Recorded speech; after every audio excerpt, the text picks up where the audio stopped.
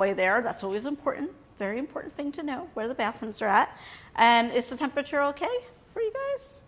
I also want to give a shout out to Dante, our board president, for doing all the tech support to make this available for our live streaming audience. So hello for the folks online joining us. And I also want to give a shout out to our director, Dr. Mike Cooperberg, who hopefully will be joining us in a little bit in the room. So we have an exciting month for Orca Action Month. Lots of stuff going on. Obviously, this lecture tonight. On Friday, we are screening 2 short films, Kelp Lifeways and Aloha Recovery. And we will have the producer with us here at the museum live to do some Q&A, so that should be really fun. That's at 7 p.m. this Friday. So come on and join us. It is free, but donations are encouraged for that event. And then next Tuesday is our second lecture of the series. So that lecture will be folks from the Government of Canada who will be talking about the Government of Canada's efforts to protect southern resident killer whales from vessel-related disturbance. So that should also be a really good one. And then we have Orca Sing coming up on June 20th at Limekiln Point State Park. So like I said, lots of cool stuff going on this month. And I hope you'll continue coming out to our lectures over the course of the summer. So my pleasure to introduce our 2 speakers today. They do have to catch the ferry, so we do want to finish on time. But our first presenter is Mike Rosekrans, who's the program coordinator for the Youth Conservation Corps. Mike joined the district in the spring of 2023, and Mike has spent his career engaging youth in environmental education programs, developing curriculum for educational institutions, and mentoring aspiring outdoor leaders and educators. Mike earned his Master's of Education from Western Washington University in partnership with North Cascades Institute in 2016, with a focus on nonprofit administration and environmental education. After a season in Denali, 5 years in Yellowstone, and a through hike of the Pacific Crest Trail with his wife, Mike returned to Western Washington and began working with the island's youth through the Lopez Island School District and Lopez Island Family Resource Center, and is excited to be working with the YCC. Mike loves to hike and explore the verdant forest and glaciated peaks of the Pacific Northwest while advocating for endangered and threatened species that make their homes in the waters of the Salish Sea and the mountains and forests of the Olympics and Cascades. Sage Enright is the Eelgrass Project Assistant. Sage joined the district as Eelgrass Project Assistant after serving on the island's Conservation Corps since 2022. They hold a BS degree in geology and a minor in computer science from Western Washington University, where they are working towards an MA in environmental studies. With hands-on experience in land-based restoration through ICC and marine research and restoration experience in partnership with University of Washington Friday Harbor Labs, Sage is captivated by and committed to local conservation efforts. Their MA thesis, The Influence of Sediment Type on Zostera marina Seedling Establishment, dives deep into optimizing restoration techniques for native eelgrass in the region.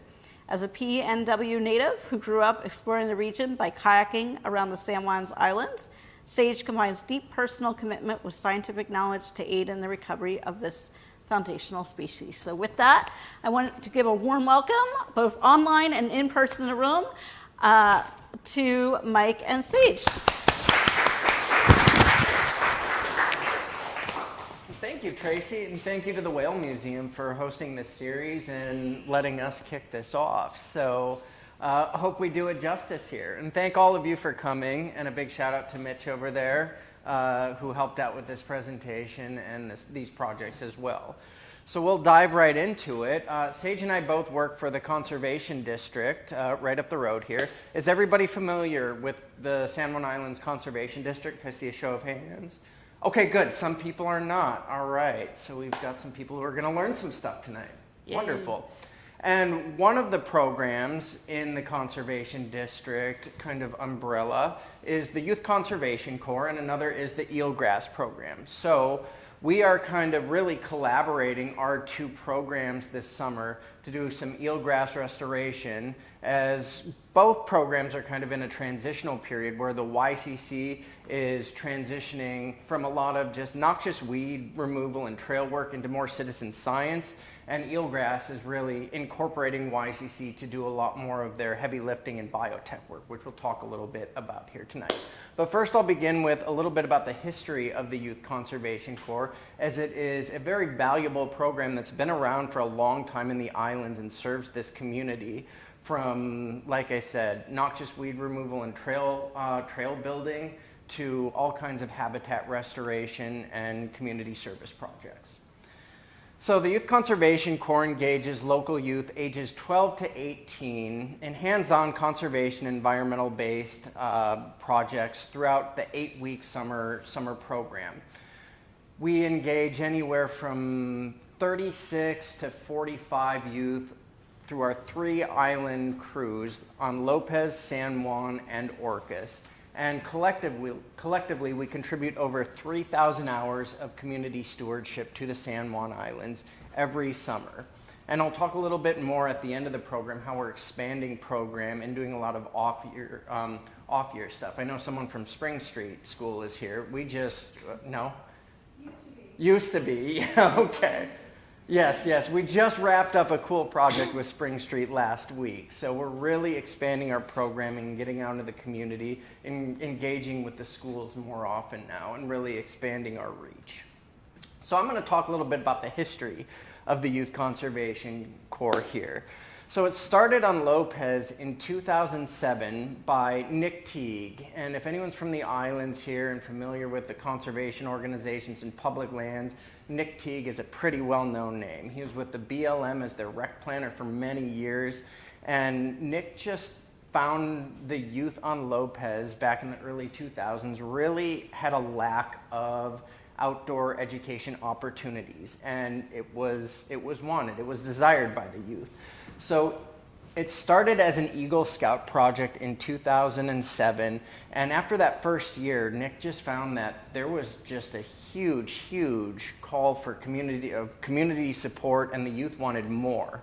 So it continued and really grew from there. And this is the first crew ever here on Lopez Island. And it was really focused on trail building, trail maintenance, and noxious weed removal.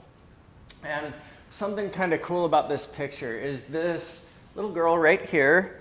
That is, her name is Catalina, and her daughter, Natalia, is now in the YCC program in Lopez and entering her 4th year. So it's really a full circle thing. And really, if there's a good story about the community value of YCC, it's now 2nd generation YCC kids are now joining. So Orcas and San Juan kind of took note of how successful this was going on Lopez. So Mary Gropp, who used to be with the land bank, the San Juan County Land Bank, contacted Nick and asked Nick to come over and start doing some community presentations about the YCC on Orcas Island. And in 2012, Orcas Island got a YCC crew. 2013 followed suit on San Juan, and it all came under the financial support of the Madrona Institute for those years then. And in 2016, it was passed over to the Conservation District, who now runs all 3 island YCC crews. So we're really continuing a legacy now that's almost 20 years. We protect public lands, and there you see some of the original crew members on the left out at Iceberg Point, and last year's Lopez crew at Iceberg Point, restoring habitat. So here you see off to the left here an original crew out at Paytos Island. To the right is last year's crew out on Paytos Island. And modeling, molding model citizens. So here you see the original Eagle Scout over here who helped start YCC receiving a national award. And each year, youth from the YCC receives the San Juan County Youth Environmental Steward of the Year Award as well. So this is Josiah Gibson over here from Lopez Island receiving that award.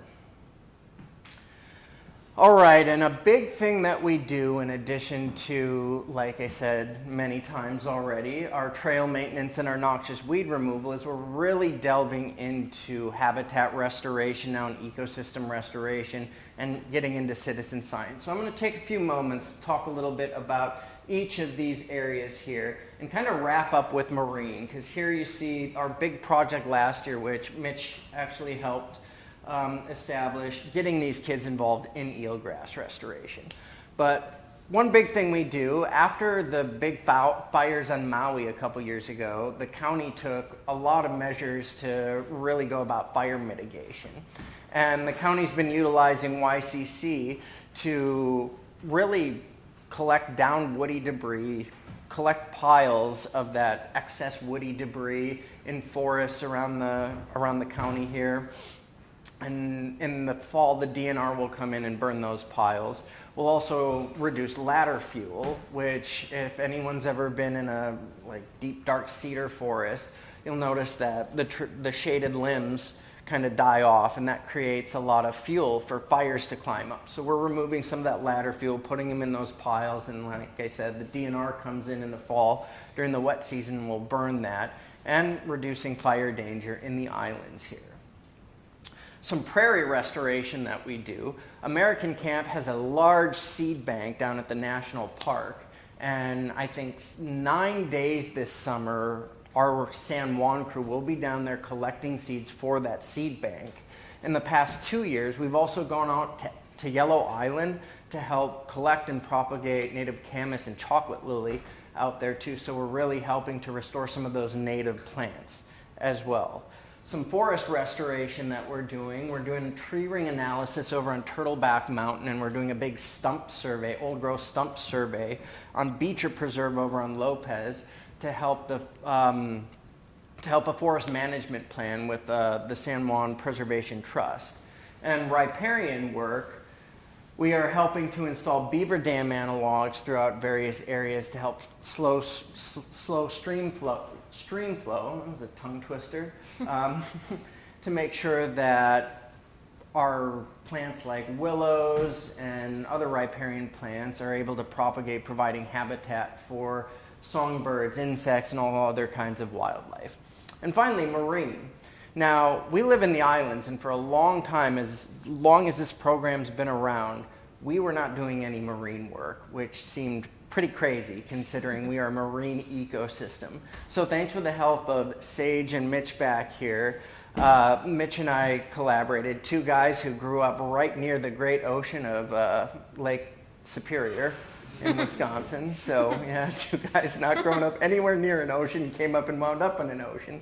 But Mitch and I came to the CD about the same time, and we gotta meld our two programs together. So it took a year or two, but eventually we partnered with Padilla Bay last year, Friday Harbor Labs, and we really started to utilize the YCC program in eelgrass restoration. And to talk more about that, I'll pass it over to Sage. Great, thanks, Mike. Just got blinded by the light there. Yeah, hi everybody, I'm Sage, and I'm gonna be talking a little bit more of the eelgrass part of this.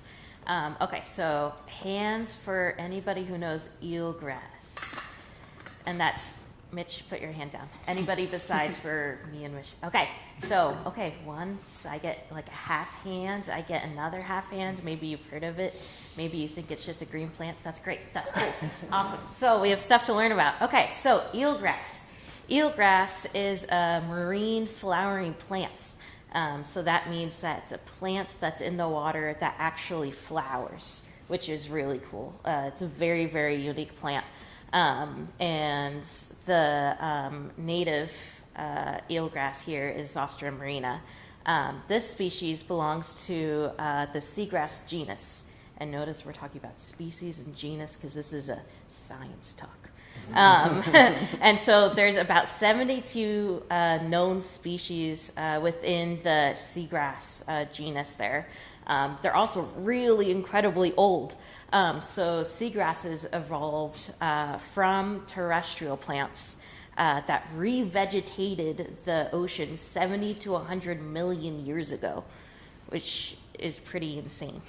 And it's also found globally in gently sloping near shore protected coastlines and estuaries. If that sounds familiar at all, since we're on an island, maybe we have a lot of coastline and things. So yeah, to the right there is a picture of a lovely luscious meadow. And then to the right of that, you can see a illustration of eelgrass. So in the background there with the wider blades, that's an actual adult shoot. And then in the forefront is something that's really cool about eelgrass, which is it produces sexually and both asexually. So it grows through revegetation, through growing their shoots and their rhizomes to make another adult plant. But it also produces these flowers. So that one that's closest to us is called a flowering head.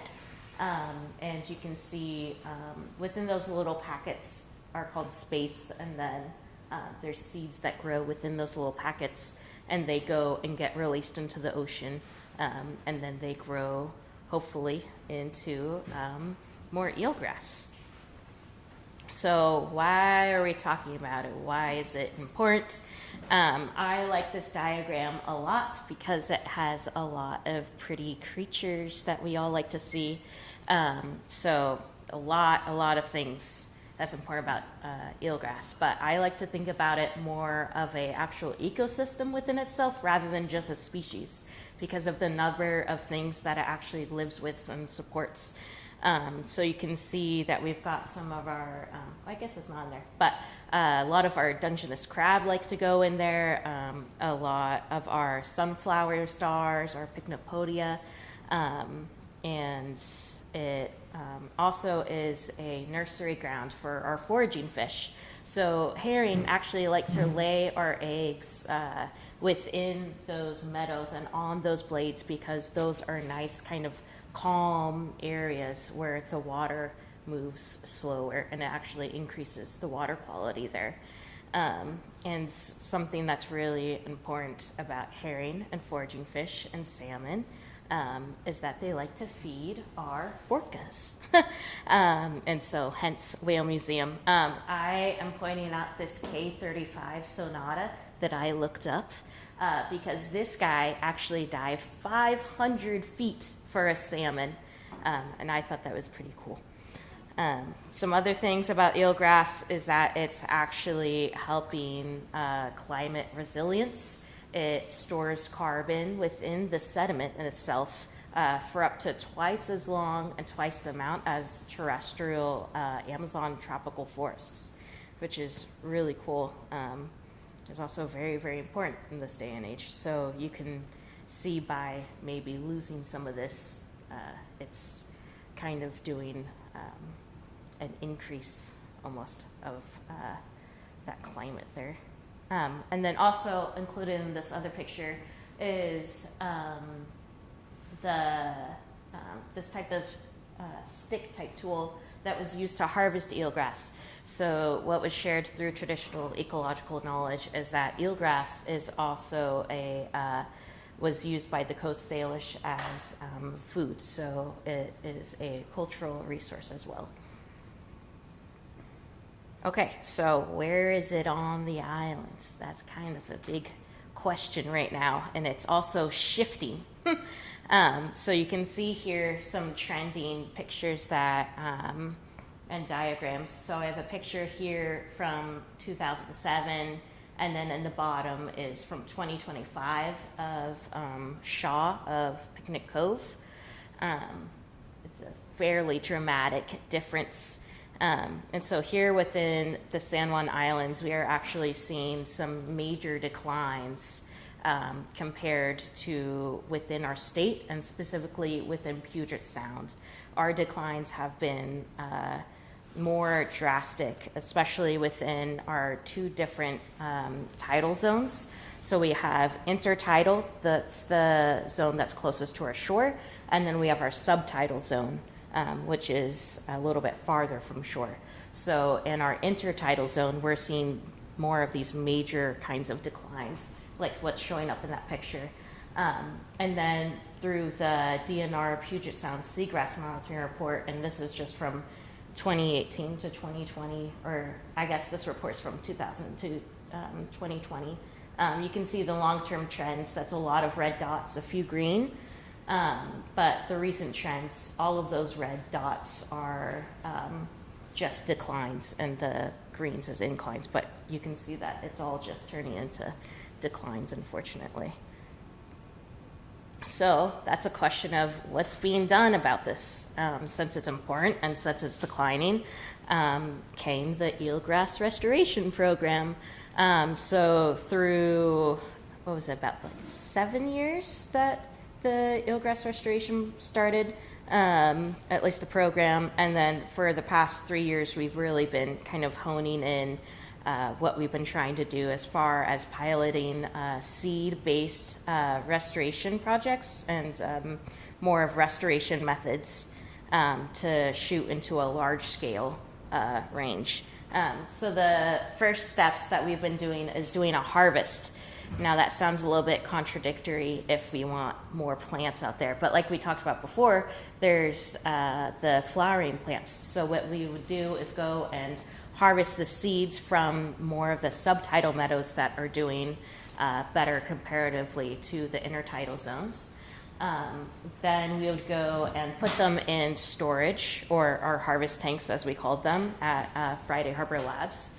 And those big giant blue tanks that you can see back there are fitted with these mesh nets so that over time, as the seeds develop within those spaces, or the packets like we're talking about, they naturally fall to the bottom of that net, so it collects those seeds while the rest of the vegetation actually floats up, which then makes it, after a couple months, a really fun process and really messy, is actually winnowing the seeds from the rest of all of that rotten vegetation, which requires a lot of sieving. But then that goes into also the fun part, which is outplanting. How are we actually getting those seeds out there into the ocean? So we tested out a few different ways here. You can see in the left-hand corner at the top as just broadcast seeding. So that's where you take seeds and you throw them out into the water. Below that is what we did actually last June with the Youth Conservation Corps, where we planted 1,400 seedlings using tweezers and seedlings. So we're actually manually getting them to a certain depth and settling them into that sediment. And then we've also tried things like direct inject seeding. So that's where you take like a caulking gun that you would use for your house that you would like seal things with, but instead of filling it with glue, you would fill it with sediment or sand and also seeds. And sometimes we put in there something I made up called an eelgrass smoothie, which is basically eelgrass rack that came from the beach and salt water, and blended that up. So then maybe it would be more of a nutrition pack kind of thing. And then we actually went in and dispensed those manually into the sand. And if you're more interested about that, I do have a thesis coming out later on. I need to get that done. And then also very exciting, what we just finished a couple weeks ago was a huge cockles project. So we had planted or glued eelgrass seeds to native cockles, which are a clam, and they were alive, and then we threw them into the ocean. And what they did is they like to do what they usually do, which is they bury themselves into the sediment. And what happens when they bury themselves is that the glue releases a bit, and then the seeds actually fall off into that sediment and get buried with that cockle to usually a happy death, same as the cockle. So other little employees of ours that we very much were thankful for. And then that's kind of coming up to what are we looking forward to this summer. So there's been like a little bit of some transitions of what we're going to be doing, but something that I'm excited about is trying to do a bit of a pilot for a project that's involving more of a citizen science kind of transplanting project that involves going to the beach, and I'm sure that people have seen these green blades have been washed up and maybe they've been mixed in with the kelp and they smell a little bit funny. But sometimes there's some of the ones that look a little bit fresher and have a little bit more of that like woody brown end, the rhizome on there. So what we're going to be doing is opportunistically trying to go and collect those and then do an outplanting of manually transplanting those ones that have the rhizome on them, because those ones have a higher likelihood of actually growing and becoming adults after that. And we'll see if we get to play with some seeds. It's still a little bit up in the air for this summer, but I hope we do. And along with that, also cleaning up the beach, because what a better day than to go to the beach and picking up a bunch of trash. And Mike, I think that also brings it to you. Cool. Well, thank you, Sage. And yeah, I'm really glad. I think this is the biggest project we have with YCC this summer. I think we have 8 or 9 days where we're doing eelgrass work. So in addition to providing, all this hands in the mud and helping to reseed and all this, YCC is also, it is kind of this threefold program where it offers kids free exploration on their public lands and in their environment here. It also does the community stewardship aspect, which is really focused on being a career building opportunity. So they're getting exposed to professionals like Sage, foresters, all these people that create career paths for these kids. And then thirdly, my background is there's an educational component. So they are doing this work, but they're learning about their home. It's very place-based and rooted in the Salish Sea here. And again, like I mentioned earlier, I'm so glad we can do this eelgrass work, because the eelgrass really is the anchor of our marine system here. So those kids are learning from the bottom up how important every aspect and facet of the marine environment is. Right from the bottom and those little herring eggs all the way up to our southern resident killer whales. And everything is connected, and these kids are a huge component of that in this whole community here. So looking forward, we're really trying to expand community awareness of the YCC program, eelgrass, and what we do at the Conservation District. So this presentation here is part of the increasing community outreach. Like I mentioned earlier, we're doing a lot more year-round programming. We've entered our 3rd year in partnership with Wolf Hollow, which now changed its name to Salish Wildlife Rescue, I believe. So we did a lot of restoration work in their prairie out there, planted 40 new trees this spring, and also rebuilt a lot of their wildlife cages for them. In past years, we did a lot of ladder fuel reduction and fire mitigation for them. With the changing state and federal budgets, we've really looked at a different approach to how we do grants and fundraising, and we've really focused on local fundraising efforts, and the community has really picked us up where we've lost grants due to the increased competitiveness of them, or just grants disappearing in general. So we really want to thank the island community for really picking us up, who saw the value in what these kids do. And like we've been talking about all day, we're doing citizen science now. We've really, in addition to the eelgrass work, the forestry work, we're doing European green molt surveys, green crab molt surveys. We are collecting climate data at various phenology plots, mostly in Lopez Island for that one, and trying to incorporate some shorebird surveys as well every once in a while. It's easy to watch birds and submit that to eBird. So yeah, trying to incorporate as much citizen science as we can. And thanks to organizations like the Whale Museum here, we're really increasing our partnerships and looking towards partner development in the future here. With that said, I got to make a call here to action here. So how can you support YCC? So there are several ways you can do that. You can go on our website and support immediate needs, and we are working towards an endowment fund right now. So every little bit helps. And it really shows how we value our youth in this community and the environment in this community. And it's an investment in our future here. And I want to make sure that that little guy right there, the youngest YCC crew member right there who is doing some trail work, gets to experience and make sure that he can see more than 73 southern resident killer whales when he gets to be my age. That's my son, by the way. So if you couldn't figure that out, so had to throw him in there. So resemblance is uncanny. So yes, it is an investment in the future. So with that, I want to thank everybody for coming tonight and open the floor up for any questions. Thank you.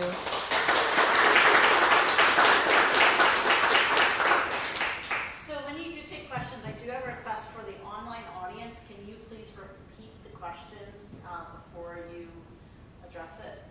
And I do have a question. I'm curious, with the eelgrass planting, out of the techniques that you showed, what has been the most effective so far, do you think? That's a good question. And that's hard to say because we are actually still doing some monitoring and seeing how some seedlings, if any, are germinating or seeds are germinating from our outplantings. So the cockles, we just outplanted those about 2 weeks ago, and we're actually going out this Friday morning to see if we can see any seedlings or cockles with some seed still on them. But it's hard to say. Yep. Follow-up question, which outplanting procedure is the most fun? Which outplanting procedure is the most fun? I don't know. I really liked using the caulking guns. They had their troubles. They got clogged. Sometimes they squirted sand in your face, you know. But it was really fun to hold a caulking gun and then just squirt into the sand and know that you're doing something good. Seems like it'd be fun. Yeah. Do you have a favorite, Mitch? It was pretty cool to go out and collect all those cockles from the cockle farm and then release them upon the ocean, harboring the seeds. So it was pretty fun. They also squirted water at you sometimes. Yeah. That's the first time anybody's tried that with that species in the West Coast, so it was pretty fun to innovate. I mean, a lot of this is pretty innovative, so yeah, the caulking guns is not my favorite. That's what sets Mitch and me It's also apart. on Sage. It is normally leading to outreach for Eelgrass. So first, thank you. This is such cool work and so important. And the smoothie idea, like a yolk sack for like the sharks. Yeah. That, they're like, the sharks that develop the little yolk sack and they're set off. So about the eelgrass ecology, is it unique that there's only one species of eelgrass here? Is that how it's always been? And how does that play into the restoration work? Yeah, that's a really good question. I just know that the native eelgrass here, for a certain period of time that we've been monitoring, has been Zostera marina. There's also surf grass. I know that's native. However, there's also a non-native species, Zostera japonica, that's over here as well. Is the non-native species like having harmful impacts on Zostera marina? I would say that's a very controversial thing in the eelgrass world. But I think that the Go ahead. consensus is moving towards that it's just not native and not invasive at this point. It's definitely in the community, but it is not a completely accepted across the field. So it's in debate, but leaning towards non-native. If you go look at the grass around that we have on the islands, you'll see there's a huge space where the japonica is and where the Zostera marina is, because it's really high up in the intertidal, whereas japonica or Zostera lives way deeper, and which is getting worse for us. So it's kind of filling in the back end of some of the grass Service ecosystem service. Yeah, and you can tell the difference between the two is the Zostra japonica is actually way shorter. It's about like, gets to be like about that tall versus Zostra marina can get fairly tall. I pulled up a shoot that's as tall as me before. Why is it that eelgrass is declining more significantly in the San Juans? That's a great question, and one that is currently being studied by many, many people, including the Department of Natural Resources, Department of Fish and Wildlife, the Conservation District, UW Friday Harbor Labs. There's a current project that's about eelgrass stressors around the islands. That's a kitchen sink approach to collecting a bunch of data as far as like wasting disease surveys, temperatures, water quality, overflight, like vessel counts and things. But it's a question that we're trying to answer. Yeah. If the Zostra japonica is not as tall, does that mean that it's like even if it's filling in space spatially, whereas the marina was, it's not providing the same sort of services, or is that true? I think they provide similar services. I'm not. Mitch, do you have more of an answer on that? Yeah. Okay. So japonica is really high up, where like japonica is up to like 2 feet below. So in the ocean, especially in like the coastline, we measure things on mean low water level. So that goes to that 0 is where the mean lowest low tide is 0. So we say that Zostra marina is intertidal, but technically it basically just here ends at 0. So on a technical level, it's actually not even in intertidal at all. Whereas the japonica actually just exists mostly at like above 0. So even if they were both here, they're actually not even competing at the level. So yes, if it was moving in more to where they overlap, that could be a thing if they were out competing the Zostra marina. But there's like an actual, normally you'll see it, there's like a whole band gap where there's not even any overlap. So they're less growing intermixed and more growing separate, especially on the islands. In Padilla Bay where we work, they do kind of overmix, just for a little strip, but they're mostly pretty separate populations in the coastline. Does that make sense? Yeah, I guess I was wanting to clarify that the other kind of eelgrass coming in is not like replacing what we're losing from the guys. Yes, yeah, no, it's not replacing what we're losing. It would not be an effective restoration strategy to try to bring it in or anything like that. It just is, it's not out competing our grass. So that's why we're saying, or that's why the community is saying it's non-native and the difference between a non-native and an invasive species being that invasive would have to be causing harm to the ecosystem, whereas it's just migrating into basically this new area. But again, not settled. So I don't want people walking away saying, this is for sure a non-native species. It's one of those great debates in science that's ongoing. And controversial for other reasons, like with aquaculture and things like that. So.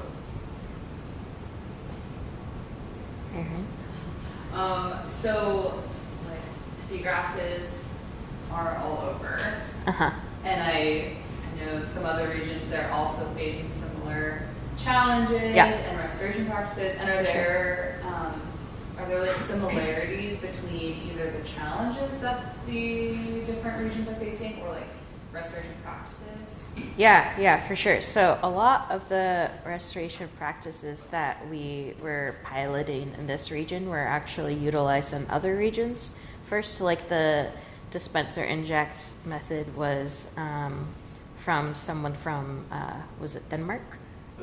The Netherlands. Sorry, Laura Govers. Yeah, Laura Govers from the Netherlands had actually, developed that method. So that was tested and utilized there.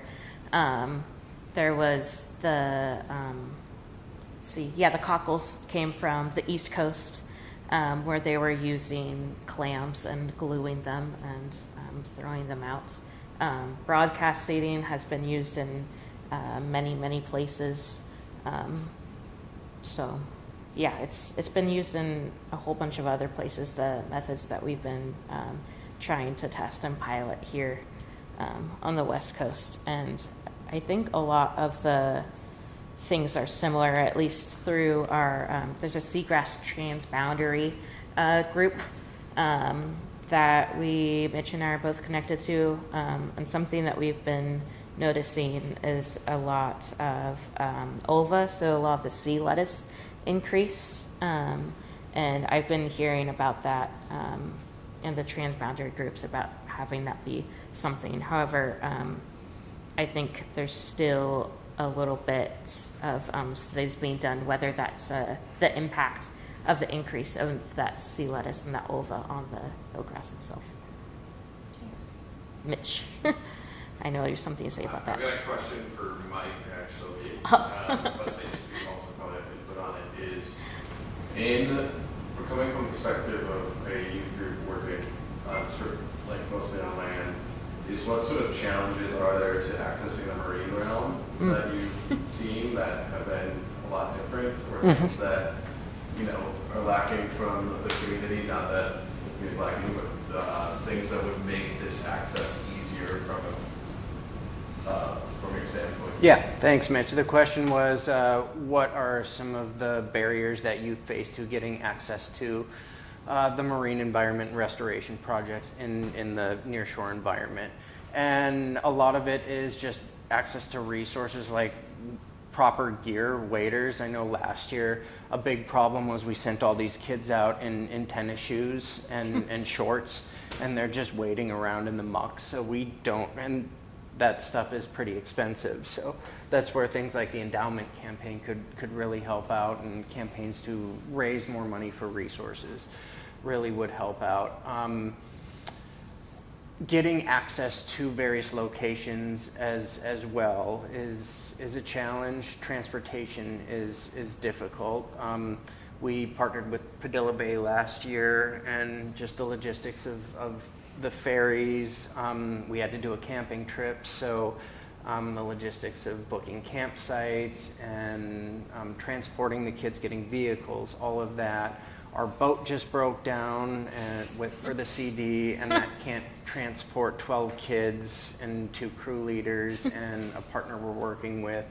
So yeah, just having the access to the vast amount of, you know, square mileage that is out in the Salish Sea. Just we don't have that access, and we don't have access to the right types of gear and tools to make those restoration efforts happen. So, thank you. Yeah, I would definitely agree with Mike, along with something to our islands, which is a lot of our coastline is actually owned by private landowners. So actually getting to those sites and getting to those coastal areas is definitely a bit of a challenge, but something where the community building and the outreach and involving more of the citizen science, we're trying to diversify and to engage more folks, get more people involved, and trying to access more of those actual shorelines. I just wanted to know a little bit more about, given that we've had a lot of opportunities to research what other places have done that have been successful in their area, and now you're piloting these things. It's really cool. My recollection that there's been quite a lot of studies for eelgrass up and down the whole Eastern Pacific. So I'm wondering, are you trying to do this in cooperation? Are there other YCC type programs that integrate with eelgrass restoration, things around other areas? Like, I don't know if it's going on in, say, Alaska or down in just the Monterey area, how this is going, or is it other spots further south? I know there's some eelgrass stuff the low end of Puget Sound. Do you have like partners that work with you at all to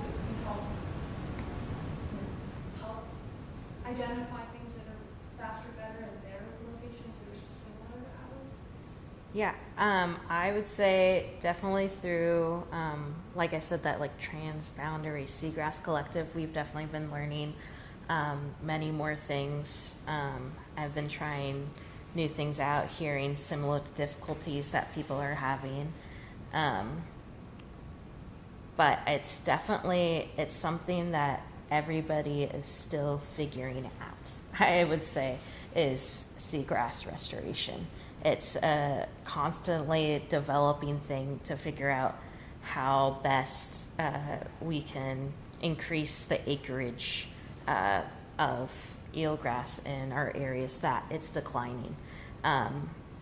And the truth is that every site and every place is unique and has its own kinds of characteristics that make it a challenge.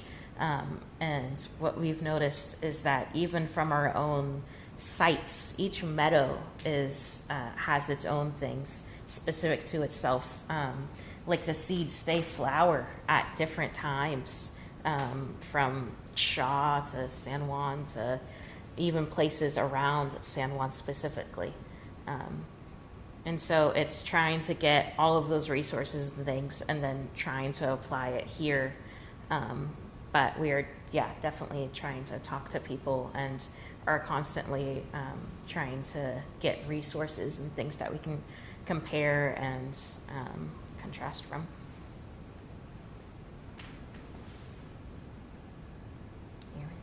So there is a lot of stuff out, like from friends especially, of green boating, and how on the water you can help conserve eelgrass. Yeah. Maybe for, I guess, for boaters, we know, anchoring Yeah. out, but are there other easy things that you would tell somebody, like, you have a swift box, what can you do day to day to conserve that? Yeah, definitely. If you're on a boat, anchor out 30 feet at least from the 30 feet deep from the shoreline. And that's due to scouring. So when anchors drop in an eelgrass meadow, it rips out those rhizomes and those roots, and it makes it 100% fatal to those eelgrass into that meadow. I would say just spreading the word about eelgrass awareness is fairly important. I see Mitch is giving me a face. I would wind up my soapbox perhaps. But, Go for it. You can do it. You can do it. Go for it. When you anchor and you cause an anchor scar, it's not just that bit of eelgrass that gets killed. So eelgrass, the way it works is basically, the way I kind of say it, it's like the eelgrass begets other eelgrass habitat. It kind of makes the sediment better for eelgrass to continue there. And it's hard for seedlings to establish in areas where that eelgrass has been removed. And so the way the eelgrass degrades, it's often like, it's like a wound in the meadow. You know, you're wounding the meadow every time you drag an anchor through it. And from there, that could be the start of where the meadow is degrading. So it's not just that little piece that gets ripped out. It's the beginning of a decline, especially where we're shallow, where we're seeing these declines. And so, I've heard a lot of people, well, it's just a little eelgrass. I'm like, well, it's you're starting a wound in the meadow is kind of a way to think of it. And maybe if you're ever pushed back from, I know everybody here's very conservation minded, so it is a big deal. It's something that really does matter. And so anchoring out, I know there's also other ways, but this is the soapbox one. What about walking? Like if it's low tide and there's some little areas of eelgrass, walking on it, is that bad? I'd avoid it. I think, there's certainly places that things get launched at pretty consistently over and over, and then you can actually go and look at the footage and see where that wound has started in the meadow from that site. Sometimes you can't avoid it, right? So just when you're walking, just try to be careful. Like in our area where the eelgrass is unfortunately pretty sparse, it's pretty easy not to just trample all of the eelgrass if you can be careful, tiptoe through it. We go out and we have to walk through it for our stuff sometimes, but if say. We partnered with a pilot study on Bay about the effects of harvest. They're really leading that, so we don't have the data, but I can say from pilot results there seemed to be an impact from traveling, just from trampling through the meadows when we did it. So again, I'd say the walking is not unsupported, but not published yet. But, and again, that's also actually controversial. So. Okay, well, I know Mike does have to Yes, catch a true, ferry. you gotta go. Can I steal one of your mics? Go for it.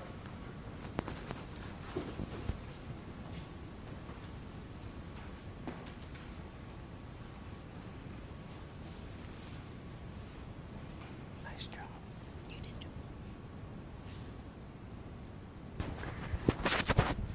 Whoops. I'm going to turn that around. There we go.